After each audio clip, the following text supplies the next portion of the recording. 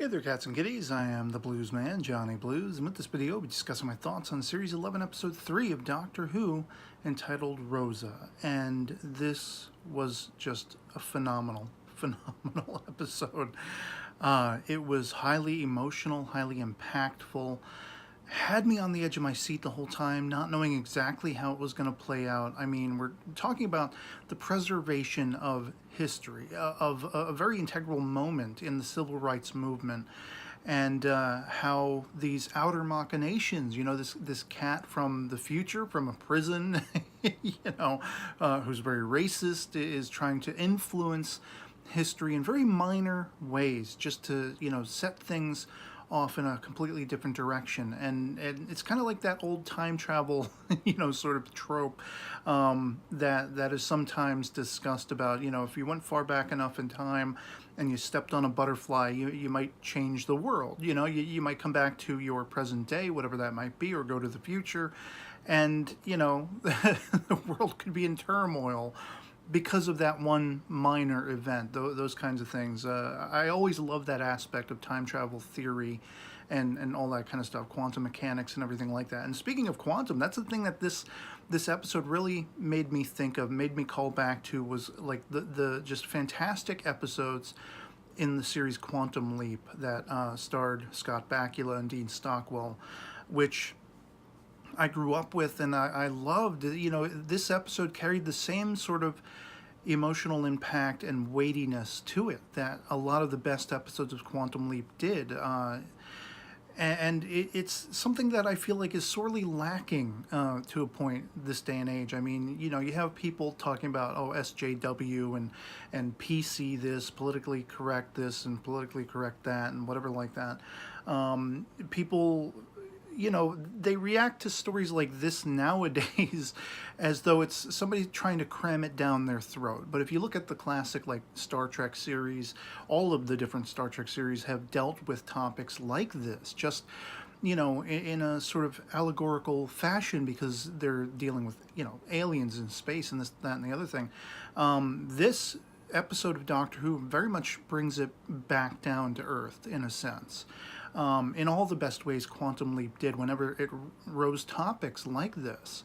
And it absolutely floored me. I feel like this is the best historical episode of Doctor Who in a long time, and I would say it carried just as much impact and emotional weight for me as the 5th series episode, Vincent and the Doctor, which always brings me to tears. This episode very much brought me to tears in a different way, though. Yeah, this one, whereas I felt for Vincent Van Gogh, or Van Gogh, however you want to pronounce that, they pronounced it Van Gogh in the episode,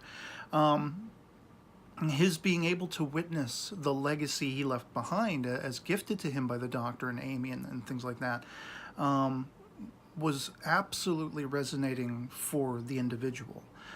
But in an episode like this, dealing with Rosa Parks, and I have to just give accolades to the actress Vinette Robinson for her portrayal. It was funny because I didn't look up anything about her. I knew I recognized her from somewhere, and I wasn't sure from where. And after the episode, subsequently, just being so wowed and rocked by her performance as Rosa Parks, I had to look up her cinematography and everything, and I came to realize, of course, I recognize her. Not only was she in Sherlock, the Benedict Cumberbatch series, but she's actually been in Doctor Who before, the 10th Doctor era episode 42, which I think was series 2 with, companion Martha Jones, Freema Agyeman. And so, I knew I recognized her, but she thoroughly transformed into Rosa Parks in this episode for me, completely embodied this real-life persona. And I love, the thing I loved chiefly about this episode was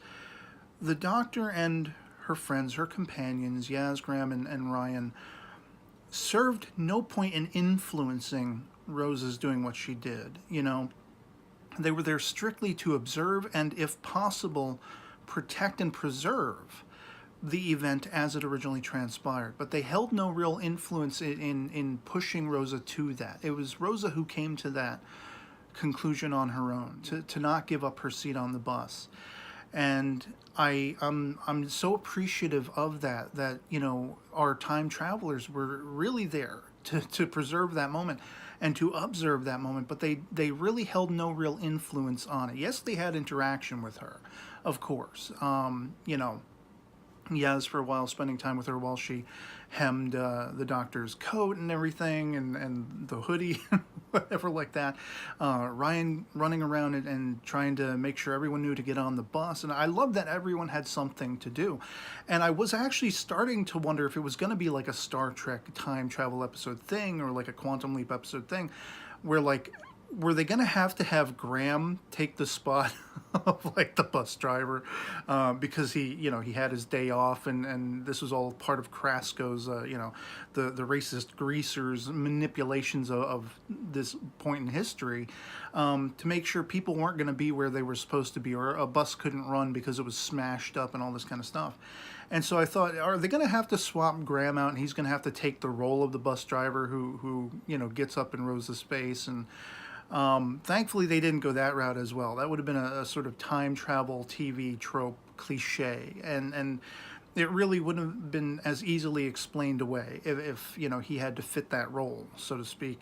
And I loved seeing how emotionally affected the Doctor and her companions were by this. You know, acknowledging just the weight of this in the history of the civil rights movement, of, you know, trying to break down the segregation of whites and blacks and all that kind of stuff. And I like from right out of the gate, unlike the Doctor's taking Martha back in series 2 to the time of Shakespeare, and her being chiefly worried about, you know, being black, and would that be problematic in the course of history and everything. Well, of course, in that episode there was no issue, you know, in that time and place in the UK and, you know, Europe. But this is America, Southern America in the 50s, and from right out of the gate, the raw coarseness of those racial tensions comes right to the fore when Ryan just tries to do something kind for a lady. She dropped her glove, and suddenly he's being threatened with a noose. And it's just like a smack upside the head. And I can already hear people bitching about this episode, you know, the SJW thing, the inclusive thing, minorities and all this kind of stuff, you know, shoving it down our throats. It's like, wake up. If that is all you're going to complain about, you miss the point of episodes like this, of stories like this, of events in history like this. And the people who wrote this episode, they didn't miss it. You know, they wholly knew how to operate within the confines of this historical event and play to all of those points as poignantly and effectively and emotionally as possible, you know. I was blown away. I mean, I feel like they don't make television like this anymore. You know, that's largely why I've become an Anglophile, because I hate westernized television. I hate the television that is produced within my own country. You know, that's why I fell in love with Doctor Who, because it broke new ground for me. It harkened back to the things I remembered being inspired by growing up, watching Quantum Leap, watching Star Trek The Next Generation, watching Star Trek Deep Space Nine, and all this kind of stuff. Especially in casts that were, you know, so diverse and embracing of diversity. And that is something I love about this modern era of Doctor Who, and it's at its peak in this episode. I love the Doctor's, when being accosted by the police officer, I think in the hotel room, about whether or not she's got a black or a Mexican, mongrels, I think the guy calls, you know, Ryan and Yaz. And she says, I don't identify anybody that way, you know. There's nobody in this room who shouldn't be allowed to be here. Being able to be inclusive and accepting of diversity and all that kind of stuff without tipping the hat and getting herself in trouble. You know, getting she and Graham in trouble. And then Graham's pretending to be Steve Jobs was absolutely hilarious to me, describing the modern iPhone, and this cop is like, sounds ridiculous. You know. the topsy-turvy thing there being that, in this modern age, that somebody could still be so backward and racist and hateful, and calling them mongrels for just the different pigment of their skin color. There's a hilarious, hellacious irony there. you know, in the annals of time travel, and running into these kinds of problems, and we look back on it, and unfortunately there's still so much of that left in existence in the world, as we're seeing, especially in this modern socio-political climate stateside. There's still hate, and there's still racism, and there's still fear-mongering, and there's still that disdain. It's still a problem that hasn't been completely and utterly abolished and wiped away with. And so the poignancy of an episode like this, it inspired me as an almost 40-year-old man. I can only imagine how inspiring it will be to the generations behind me, male, female, black, Indian, Mexican, whatever. And the whole time they're calling you as Mexican, by the way, which, I'm sorry, it did make me laugh, because it just, again, there's an almost twisted irony in the fact that this is the way we once were, but there still is that in the world today. Maybe not all over the world, but there are places, there are hot spots where such discrimination and hate and racism, it still exists, sexism even, and like the inspiration I take away from not only watching the episode myself, the performances and the poignancy of the story and how it played out, the preservation of this moment in history. But again, as I say, thinking of the kids coming up behind me that are going to watch this and are going to be just as influenced as I was watching Quantum Leap as a kid, watching Star Trek The Next Generation as a kid, or Deep Space Nine. Even the original Star Trek, which featured, in the history of our real world, featured the first interracial kiss back in the 60s on TV, showing that a black woman could be in a position of power on the bridge of a starship in the future, which showed that such a vessel could be commanded by such a diverse group of people. You had, of course, the white captain, but you had the alien Spock. You had, an Asian at the helm, as well as a Russian. You had a Scotsman who was the engineer, the chief engineer, and the black communications officer. And people, there was equality, and that's, it's such a, for me, it's such a no-brainer. It's such how is there still racism? How is there still such a problem? How are people still so archaic and backward, short of classifying it as some sort of psychological disease? I don't know that I'll ever be able to wrap my mind around such racism, such hate, such discrimination. But it does sadly exist. It is, even to this day, it's still in existence. And stories like this, series like this, that can dip into that historical, sort of reference and tell stories that are a mixture of fantastical but very grounded, will always and forever inspire the hell out of me. And this episode very much did. I love the fact that Ryan, he not only meets, they all meet Rosa Parks, of course, but the surprise out of left field is that he also meets Martin Luther King. And it's just like that, the poignancy of that moment, of grounding it in the character, the loss of his gran and everything like that. And, Dr. King's wishing her well, or, saying he's sorry, he's sympathetic for her loss. And how much that meant to Ryan, how much that would have meant to Ryan's gran, too. The discussion between he and Graham about, what would happen if she were here now? And she'd probably be rioting. And Graham's whole story, which really brought a tear to my eye about how he first met her, and she was wearing a shirt that said, Rosa Forever, or whatever it was.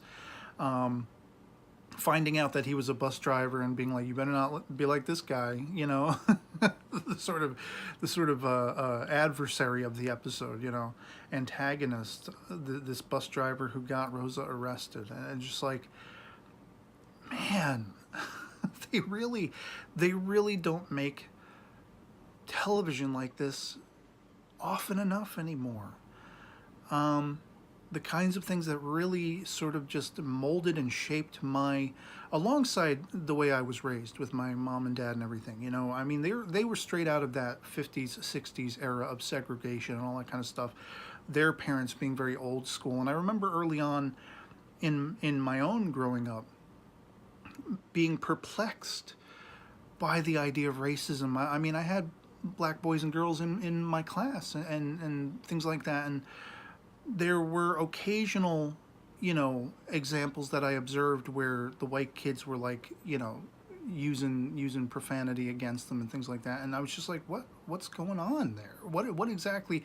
I couldn't understand, because I wasn't raised that way. And eventually, as I would come to get older and mature and understand the history of the civil rights movement and how there was segregation and all these things and how darkly twisted our world's history has been, even so recently, and again, still existing to this day. I remember sitting down with my parents and talking to them about it and questioning them about it. And I said, you guys were a product of that era. It's amazing to me that you brought me up to think anything but that, to go in a completely different direction than looking down on someone because of the color of their skin or whatever like that. And they admitted that there was a struggle because their parents were very old school and were very much more, attuned to that mentality. And so they kind of had to break the mold. They had to be the first stepping stone in the generational gambit there to break the mold away from those archaic thoughts of old. It was something that was so predominant in their surroundings, in their growing up, in their youth. And it floored and amazed me. And I was grateful for having such parents when they said, even as hard as it was, we knew we didn't want our children to think that way, to look at other people that way, to be brought up that way. And so even though it was such a strongly ingrained thing that they had to actively fight against within themselves, within their own upbringing, the fact that that was not something that predominated the raising of both my sis and I, is something I'm grateful for. And it was by their example, as well as by the examples set in, as I keep, name dropping such series as Star Trek and Quantum Leap, that I was inspired. And Doctor Who, when it came back in 2005 and I refamiliarized myself with memories of old, of watching Tom Baker episodes with my mother as a kid and the familiarity of that and going back over the classic series of Doctor Who, even as the modern was still yet unfolding with the 10th and 11th Doctors.